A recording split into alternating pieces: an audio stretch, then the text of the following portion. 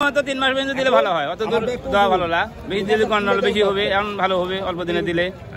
আপনার মন্তব্য কি বলেন? অন্তর্বর্তীকালীন সরকার কতদিন দরকার এটা? এখন টাইম এখন 3 মাস বলেছে, এখন কয় মাস থাকবে? এখন দরকার কতদিন আপনার কি মনে হচ্ছে? আরো থাক না চলে যাক? কতদিন এই সরকার কতদিন দরকার বলেন?